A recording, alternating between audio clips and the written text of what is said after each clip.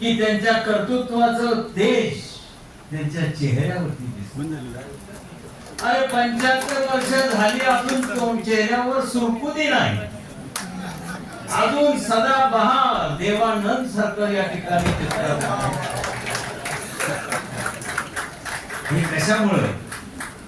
स्वच्छ मन, पारदर्शी कारभार, विचाराची स्पष्टता, या सगळ्या गोष्टीचा परिणाम हा तुमच्या शरीरावरती त्या ठिकाणी झाला.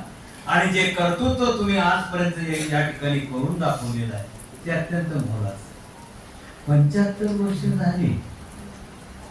75 वर्ष झाल्यानंतर विचार करायचा आहे की 75 वर्षामध्ये मी कोण होतो, काय होतं आणि काय केलं, आणि 75 नंतर मला काय करायचं आहे.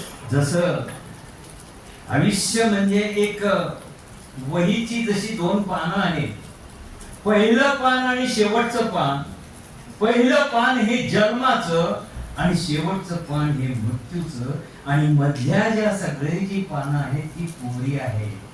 त्या पानावरती आपण आपल्या कार्यकर्तृत्वाचं त्या ठिकाणी लिखाण करायचंय, आपलं काम त्या ठिकाणी करायचंय. आज तुमची वही पूर्णपणे भरलेली आहे. इतकं कर्तृत्व तुम्ही तुमच्या कालावधीमध्ये कालखंडामध्ये त्या ठिकाणी केलेलं आहे. ते पुढच्या पिढीला मार्गदर्शक म्हणून आहे. काम करत असताना आपल्या कामाचा, आपल्या पावलाचा जो ठसा त्या ठिकाणी उमटत गेलेला आहे की मागं वळून बघितलं तर त्या ठिकाणी ठसा ठेवायला कुठं जागा शिल्लक राहिली नाही. एवढं काम तुम्ही त्या ठिकाणी केलंय. डॉक्टर शिवाजीराव कदम तुमचा एक महत्वाचा मुद्दा म्हणजे आणि महत्वाचा विषय म्हणजे तुम्ही आतापर्यंत सगळं सांगितलेलं आहे, सगळ्यांनी बोललेले आहे, सगळ्यांनी पाहिलेलं आहे, ऐकलेलं आहे, अनुभवलेलं आहे. पण एक महत्वाचं आहे की त्यांच्यामध्ये कुठंही अहंकार नाही. पाय अजून त्यांचे जमिनीवरती आहे. पण आता इतकं केलेले माणसं सध्या मी काय बघतो की कुठं जातात, ओळख पण दाखवत नाही. पण हे माणूस असलाय की साधा लहान जरी माणूस असला तरी सुद्धा त्याला मिठी मारणारे शिवाजीराव. अरे कारण का? एका ग्रामीण भागामध्ये शेतकऱ्याच्या कुटुंबामध्ये जन्मलेला हा मुलगा आहे की बुद्धिमत्ता फक्त शहरामध्ये जन्मलेल्या आरसीसी बंगल्यामध्ये जन्मलेल्या मुलांना असतीच असं नाही. शेतकऱ्याच्या चंद्रमौळी झोपडीमध्ये जन्मलेल्या मुलाला पण बुद्धिमत्ता आहे. ते डॉक्टर शिवाजीराव कदम यांनी या ठिकाणी दाखवून दिलेले आहे. अरे युजीसी सारख्या ठिकाणी त्या ठिकाणी आमचा माणूस त्या ठिकाणी पठ्या गेला, बहुजन समाजातला गेला. असा विचार करायचं मला की मी सांगली जिल्ह्यातला कडेगाव तालुक्यातला युजीसी दिल्लीला दिग्गज मंडळी त्या ठिकाणी आहे. आणि तिथं असताना मी त्या ठिकाणी जाणार, माझी निवड झाली. मी काय करू, कसं करू, मी डोक्यामध्ये आलेलं नाही. कारण का? पिंडाच असा आहे की मी हे करणार, मी करू शकतो आणि माझ्यामध्ये कुवत आणि धमक आहे. ही त्यांचा जो आत्मविश्वास आहे, त्या आत्मविश्वासाच्या जोरावर आज त्यांनी दिल्लीमध्ये युजीसी मध्ये सुद्धा आपलं कामाचा ठसा त्या ठिकाणी उमटवला. महाराष्ट्रातल्या विविध शिक्षण संस्थेला सुद्धा युजीसीच्या माध्यमातून त्यांनी जी मदत दिली, त्यांनी मदत फक्त भारतीय विद्यापीठ नाही, इतर संस्थेच्या लोकांना दिली. यालाच म्हणतात की डॉक्टर शिवाजीराव म्हणून. लक्षात ठेवा.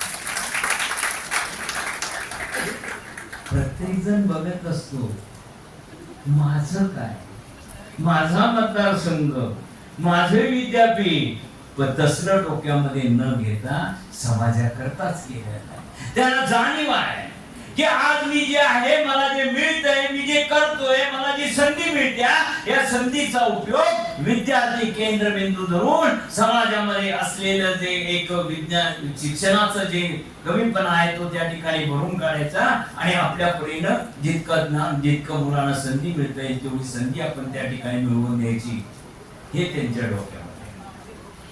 आणि पुरस्कार त्यांना मिळाले. पण एक आहे, प्रसिद्धीपासून लांब काम करतात. पण आता काय असतंय, 4 आण्याचं कोंबडी 8 आण्याचा मसाला, तसं काम एवढं आणि तेवढा डांबोरा पेटतात एवढी मोठी, अशातले ते नाही. कधीच पुढे जाणार नाही, पण काम करत. विचार आणि कृती याची जर संगम जर बघायचा असेल तर तो म्हणजे डॉक्टर पतंगराव कदम आहे की सर्वांना बरोबर घेऊन जाण्याची क्षमता आहे.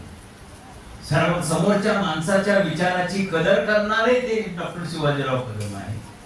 त्याच्या विचारालाही चालना देण्याचं काम करतात आणि सर्वांना बरोबर घेऊन सर्वांना सहकार्य करतात.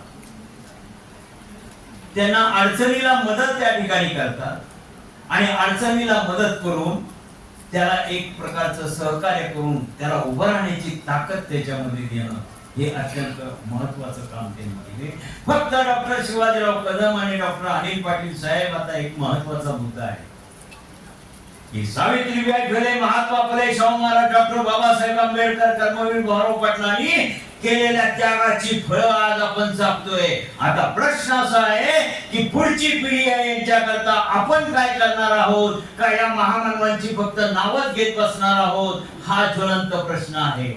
आज समोर आलेली शैक्षणिक जी आव्हानं आहे की ज्या डॉक्टर कर्मवीर भाऊराव पाटलांनी, डॉक्टर पदमराव कदमांनी महाराष्ट्रामध्ये डोंगरी, दुर्गम आणि ग्रामीण भागामध्ये जी शिक्षणाची दारखिल्ली केली त्याच्यामुळेच आज माझ्या डोंगरी, दुर्गम आणि ग्रामीण भागातली मुलं सुद्धा एमपीएससी, यूपीएससी झालेली दिसतात, क्लास 1 क्लास 2 ऑफिसर झालेले दिसतात. याचं श्रेय सर्व श्रेय जात असेल तर ते डॉक्टर कर्मवीर भाऊराव पाटलांना जातं. ज्या वेळेला शासनाच्या कुठल्याही ऑफिस मध्ये आम्ही गेल्यानंतर बहुजन समाजाच्या माणसाचं नाव त्या ठिकाणी क्लास 1 म्हणून ऑफिसर पाहिल्यानंतर आम्ही त्याच वेळेला डॉक्टर कर्मवीर भाऊराव पाटलांना स्मरण करतो आणि नतमस्तक करतो की आज तुमच्यामुळे आम्ही आहोत. आता प्रश्न असा आहे की जी आव्हानं समोर आलेली आहे याला सामोरं आपण कसं जायचं.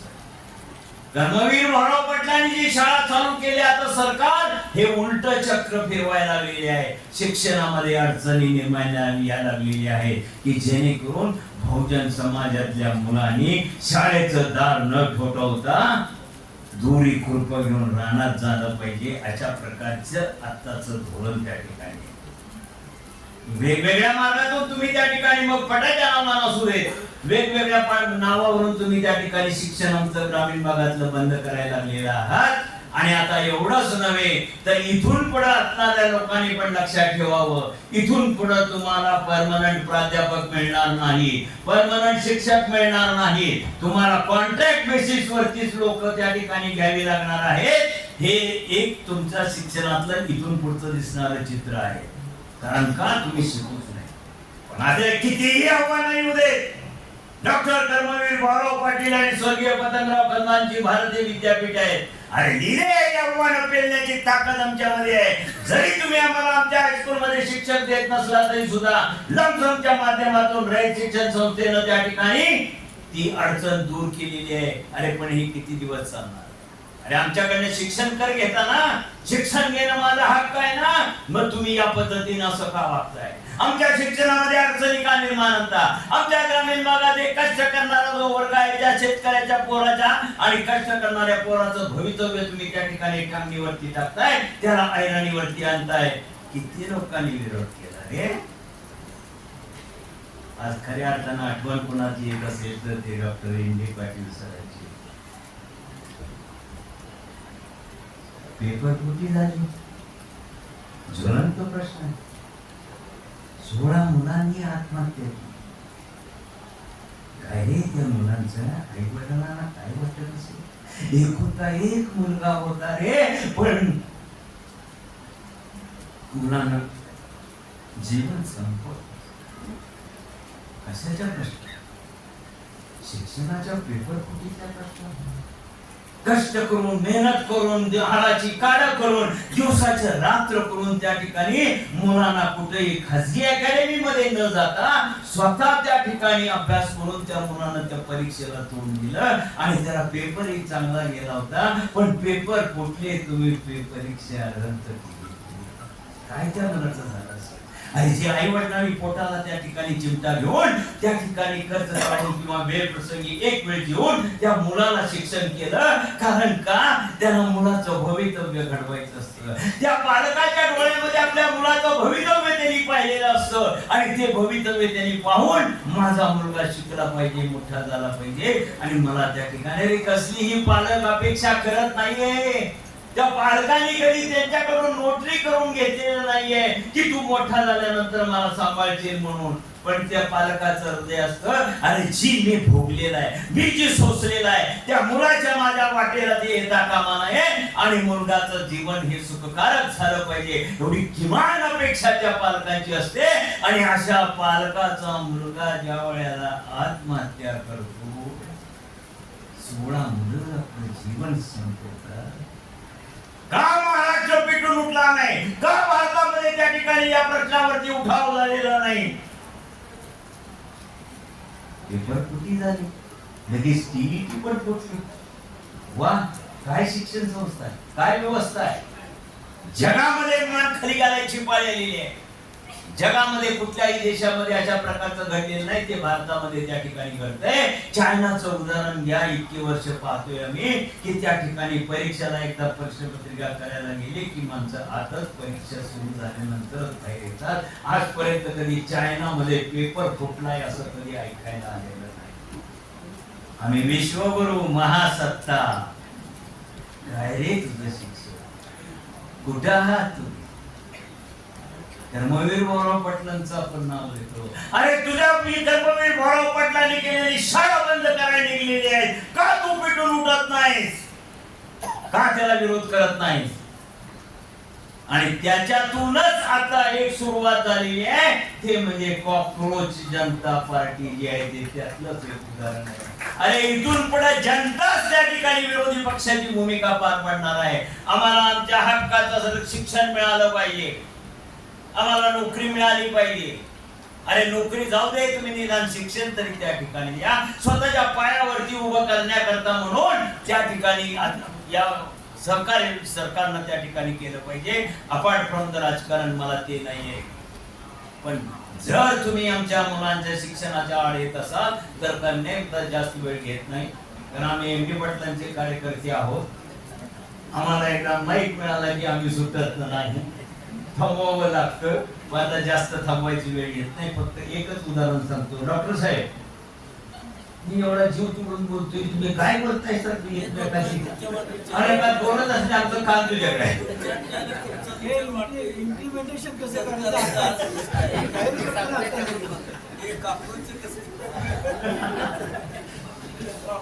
कसं असतंय ते मला सांगतो. एक गोष्ट लक्षात घ्या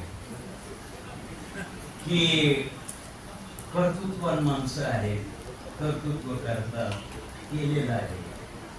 पण कसं असते सांगतो तुम्हाला की आमच्याकडे जी पद्धत आहे ना, एखादा कोण वर चालला त्याला खाली कसं वाटत. काय शंकर बरोबर ना? तर एकदा काय झालं तुझं उदाहरण सांगतो. जगामध्ये खेकड्याची प्रदर्शन ठेवलं आणि प्रत्येक देशाला सांगितलं होतं तुमच्या देशातला खेकडा घेऊन तुम्ही त्या प्रदर्शनाला या. प्रत्येक देशानं आपल्या बाटलीमध्ये खेकडा घेऊन बाटलीला टोपण लावून ते खेकडे सगळे आणले. मोठा हॉल होता, प्रत्येक देशाचा टेबल होता. प्रत्येक देशाच्या टेबलानं त्याच्यावरती बरण्या ठेवलेल्या होत्या. त्यामध्ये त्या ठिकाणी खेकडे होते आणि असे परीक्षक ज्यावेळेला असे बघत बघत बघत निघाले. प्रत्येकाच्या टेबलावरच्या त्या बरणीला टोपण लावलेलं होतं. पण असं एकच टेबल असं होतं की त्या बरणीला टोपण लावलेलं नव्हतं. परीक्षक छाटच पडले, बघायला लागले. आणि सगळ्या बरण्याला टोपण आहे आणि ह्या बरणीला टोपण नाही. अरे म्हटलं हे कुठल्या देशाचं आहे? एक म्हणला भारत देशाचा आहे.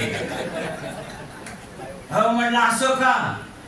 त्याचं काय म्हटलं साहेब, आमच्या देशामध्ये असं आहे की एखादा खेकडावरती जर चालला तर त्याला बाहेर पडू द्यायचं नाही. दुसरा लगेच त्याला खाली खेचतो. कसा बाहेर पडल त्यामुळे टोपणाची गरज नाही.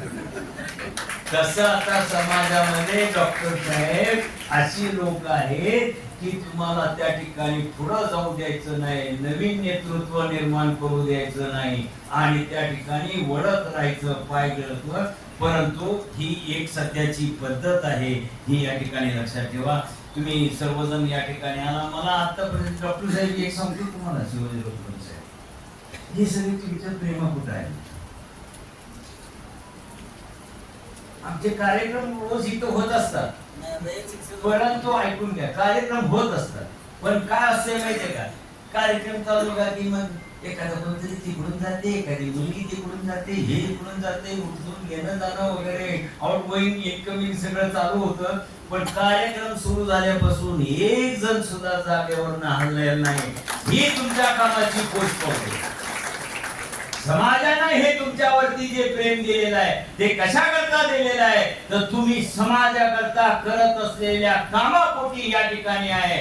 अजून तुम्हाला आयुष्यामध्ये, शिक्षणामध्ये, विद्यार्थ्यांच्या करता, शेतकऱ्यांच्या करता, तुम्हाला उर्वरित आयुष्यामध्ये ते तुम्हाला काम करायचे आहे. ती तुमची कोरी पानं आहेत, ती तुम्हाला त्या ठिकाणी भरायची आहे. आणि तुम्हाला या निमित्तानं उर्वरित आयुष्य तुम्हाला ते काम करण्याची कर्मवीर चरणी त्या ठिकाणी मी त्या ठिकाणी प्रार्थना करतो की त्यांना कुवत धुमादाने प्रेरणा द्या. आणि आज जमलेली जो कार्यक्रम, हा कार्यक्रम नाही आहे, हा प्रेरणा आहे. आमच्यावर तुमच्यावर असलेले प्रेम आम्ही व्यक्त करतोय की ह्या प्रेमातून आणि ह्या कार्यक्रमातून ऊर्जा निर्माण ठेवून होते, प्रेरणा निर्माण होते आणि दुप्पट काम करण्याची ताकद त्या ठिकाणी निर्माण होते. तेव्हा तुम्ही 75 वर्षाचा एक अमृत महोत्सव, एक महत्वाचा टप्पा या ठिकाणी पार पाडलेला आहे. आणि उर्वरित आता कसं असते माहितीये का डॉक्टर साहेब, लोणचं मुरल्यानंतरच चांगलं लागतं. आता 75 वर्षे म्हणजे आता लोणचं मुरायला लागलेलं आहे. त्यामुळे इथून पुढे फार भरारी त्या ठिकाणी होईल. तेव्हा तुम्हाला तुमच्या भावी आयुष्यामध्ये सुखाचे, समृद्धीचे, भरभराटीचे, यशाचे, कीर्तीचे, शांततेचे, सुव्यवस्थेचे, सुरक्षिततेचे व आरोग्यदायक जावो एवढीच प्रार्थना करून आपली रजा घेतो. धन्यवाद. यानंतर कला विभागाचे उपप्राचार्य प्राध्यापक डॉक्टर आर.बी. वनपटे सर मी आपल्याला विनंती करते की या कार्यक्रमाचे आभार मानावे. आभारानंतर राष्ट्रगीत होईल आणि त्यानंतर या कार्यक्रमाची सांगता होईल. सन्माननीय व्यासपीठ, व्यासपीठावरील सर्व मान्यवर आणि सभागृहातील उपस्थित सर्व मान्यवर बंधू भगिनी, आज डॉक्टर शिवाजीराव कदम कुलपती भारती विद्यापीठ अभिमत विश्वविद्यालय पुणे यांचा अमृत महोत्सवी सत्कार समारंभ या ठिकाणी पार होतो. या कार्यक्रमासाठी उपस्थित असलेल्या सर्व मान्यवरांचा आभार मानण्यासाठी मी या ठिकाणी उभा आहे. आजची सत्कार मूर्ती आदरणीय शिवाजीराव कदम साहेब, आपण या महाविद्यालयाचा सत्कार मनापासून स्वीकारला, आम्हाला मार्गदर्शन केलं आणि आम्हाला उपकृत केलं, मार्गदर्शन केलं. याबद्दल मी महाविद्यालयाच्या वतीनं, एसजीएम परिवाराच्या वतीनं मनपूर्वक आभार मानतो.